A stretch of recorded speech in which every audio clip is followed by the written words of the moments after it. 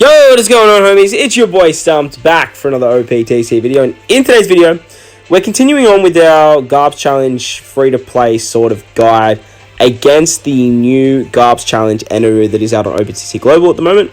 Now, unfortunately, I don't think it is possible at this point in time to complete this completely free-to-play with all of the colors. Sai and Dex is very doable, and I have actually completed both of them free-to-play, mainly because they have access to Nami and Sanji. Fortunately, we just don't have that many free-to-play units that have stun removal or fear removal as a sailor. So it makes it very, very tricky to get around this particular piece of content, as if you don't have a unit to remove stun, or a unit that has fear resistance to use a special to remove it, you're going to have a bad time. So in today's video, though, we are taking on the Garp Challenge Eneru with a full free-to-play sub list, including supports, mono, strength team. So this is the team here. It actually managed to do it fairly well, and actually fairly comfortably. It did take me a few runs to sort of figure out where and when I needed to use specials, but other than that, like, it did it fairly comfortably. So our leader for this particular team is Luffy, Taro, Zoro, Juno. Unfortunately, they're not the greatest captain in the entire world, but they're definitely not bad by any means. They're just not good, I guess, is the best way to put it. They are up to like I think it's a 4.25 times multiplier as a captain.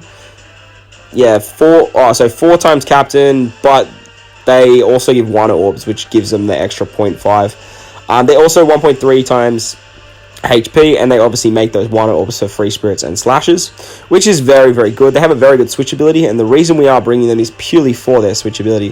When you switch, they remove bind, despair, slot bind, and special bind by 1 turn, which is very, very strong for this particular piece of content. Next, we have Marco and Ace, an absolute god tier free-to-play unit. They are a 2.75 times booster for strength. They make strength orbs on their switch. They change like quick orbs into strength, which is very, very good. They give themselves a strength orb, which is excellent, as we are bringing a friend V2 Snake Man. Next, we have Okiku, the Kazuna Okiku. I love this unit so much. She has double special activation. She reduces cooldowns. She removes bind and paralysis by 2 turns. But the big reason that we have her here is for her 70% damage reduction, which just makes stalling and making our way through this event just a hell of a lot easier. And the fact that she has double special activation is just so damn strong. Next, we have Kazuna Carrot. Kazuna Carrot. She's really, really good, as she gives a chain multiplier buff and an attack buff. But the big reason that we have her on the team is she completely removes defense up, and she also does a 15% HP cut that ignores defensive effects. So on the final stage, when we do need to remove that defense up, she can also remove 15% of the Enel's HP that goes through barriers and doesn't sort of take it away from that like extra HP pool that Enel has. Final unit on this team is Cavendish. So this Cavendish is he's actually really, really good. He has 2 turns of a chain multiplier at 2.75. He makes Dex and Quicks orbs matching for the entire crew, but he removes damage reduction, which is the big reason why we're actually bringing him, and he reduces it by 5 turns, which is really, really strong. So our friend leader for this particular team is we are running a friend V2 Snake Man. We are using the Grudge Dolph, the Hawkins ship that you get from completing the Hawkins Forest with this particular team, mainly because you get extra 1000 healing at the end of turn. They boost slashes and striker units, which this whole team is... Oh, I just realized actually, now that I'm looking at it, we didn't actually have... This ship wasn't actually boosting Luffy or Marco and Ace. We still managed to get it done. So that's pretty cool. I guess you could probably like change it out for something like the Liberal Hind. The Liberal Hind is probably a little bit better, just because you just want that extra healing, really. The extra damage for your slashes and strikers is quite nice. But now that I'm looking at it, you're probably better off having something that actually boosts your entire crew, as well as getting the healing like the Liberal Hind. I guess you could argue Liberal Hind isn't free to play, but I believe all the ships are free to play. Like, they're guaranteed. You literally purchase them with 30 gems. You're not gambling with them for 30 gems. So that's the team. Let's hop into the run and let's get it done with the free to play subs. As you can see too, by the way, all of the supports are free to play as well. Alright, so here we are over at the event, the Garp Challenge Eneru. As you can see, we do have a limit break key Luffy. I don't know, very similar to my free-to-play Roger video. I don't know if that's overly essential, but, I mean, it's definitely going to help, right? So, if you are looking for Luffy friends, I would highly suggest trying to find a rainbow keyed one.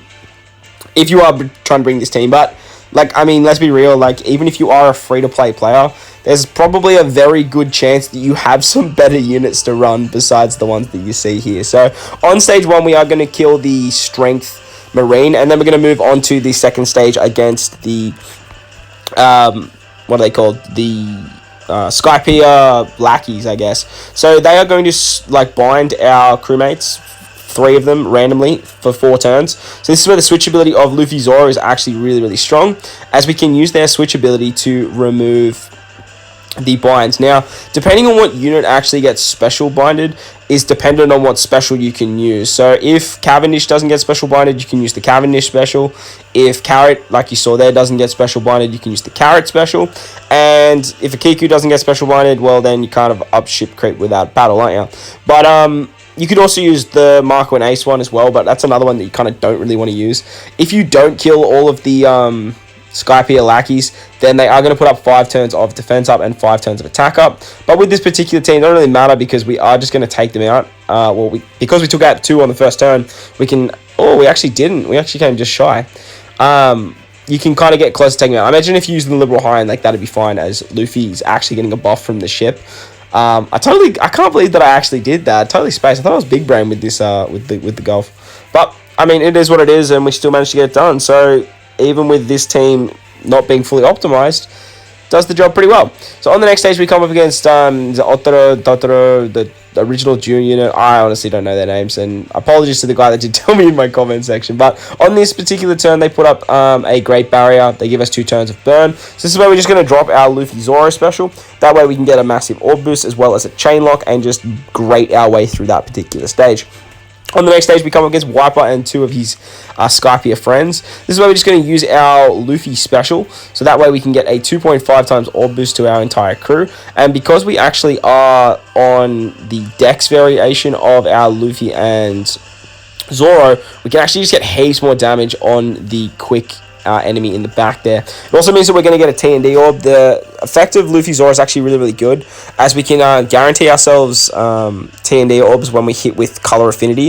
Unfortunately, that does kind of nerf Luffy's captain ability, being the 5 times multiplier to our strength units. But as you can see, it is very strong getting those T&D orbs, and also helps us getting that 2.75 times orb boost for Luffy and Zoro in the final stage. As you saw there on the Wiper stage, we are going to be utilizing the Okiku special to take less damage, as we do want to kind of stall on Wiper here. Unfortunately, I did kill him, so you do have an extra turn of stall there.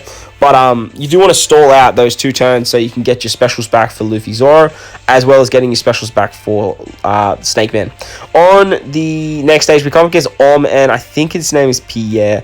Om puts up 4 turns of Threshold on himself, and he locks your attack onto him. So unfortunately, they roll your specials back by 2 turns or 3 turns as well. So this is where we're actually going to use our super typing of Luffy to give ourselves a 2 times attack boost, and then we can use our Kiku special once again, as she has double special activation, to give us damage reduction against the Pierre shot that is coming our way, as we just have the damage to take out Om there.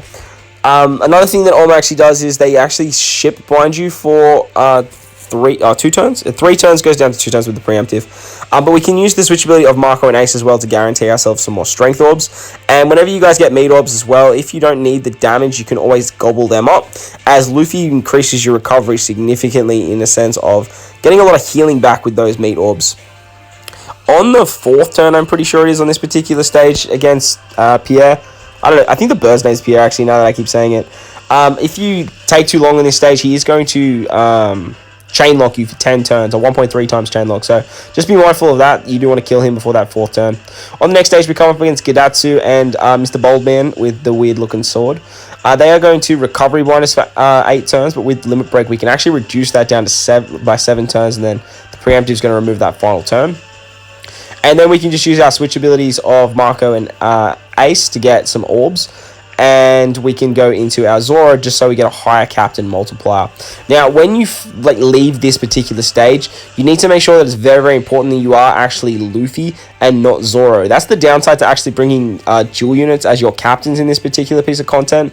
That if you actually don't switch to the same color that your team is, you are going to have a bad time at the end, as the Enel is actually going to switch to the opposite color to what you're actually trying to do. So against Gidatsu, he does attack every 2 turns, and after the second turn, he does bind 3 random units for 1 turn. But because he's on a 2-turn cooldown, it's really not the end of the world, as you can sort of just take him down, and if you don't get Luffy Zoro binded, as you saw with my particular run, you can use their switch ability to rotate, or to remove the bind. On the final stage, we come up against Enel. Enel, as we are Luffy, is going to turn into a Dex unit. And basically, you just want to make sure that you have around 24,000 HP, I think it is off the top of my head. So with the pinch healing effects that Marco Ace and the Luffy, Zoro, and Snake Man provide, as well as the healing from the ship, we can actually get enough healing before we move into the Enel stage here, from the Gidatsu stage, to make sure that we have enough HP moving into this final stage. With auto heal, with pinch healing, and the ship, we get around 2,500 healing back. And on stage, not stage 2, on the second turn, Enel's actually going to put up 4 turns of damage reduction and defense up, which is a little bit annoying, but again, very easy to get around with this particular team. After the second turn as well, he is going to do like a big sort of like a big blast attack. It's just like a big lightning bolt attack that I was talking about before. So this is where we need the around 24,000 HP to be able to tank that. It must be a little bit less, or with damage reduction stocks, it must be a little bit less. But after that blast, he is going to despair your captains for 1 turn, so we can use the switch abilities of Luffy Zoro once again to remove that. And then basically we can just pop all our specials and it's win. So we want to drop Luffy Zoro first, so we get the orb and the chain lock from him. Then we can use Marco and Ace to get the massive 2.75 times attack boost. Then we can use our Cavendish to remove the damage reduction. We can use our girl Carrot for a HP cut and defense removal. And then finally, Snake Man is just going to give us a full board of strength orbs. And with that, we can attack with our Luffy Zoro first and just absolutely decimate Enel. Absolutely easy clap. So there you guys go. That was my free-to-play sub mono strength team against Garp's challenge Eneru. Hope you guys enjoyed this one. If you did, make sure to belt that like button. If you want to stay up to date with more OPTC content I post, hit the big red subscribe button too. And if you want to get notified, hit that little bell icon as well. But guys, most importantly, enjoy the rest of your day. As always, I thank you for watching, and I'll catch you all in the next one. Let's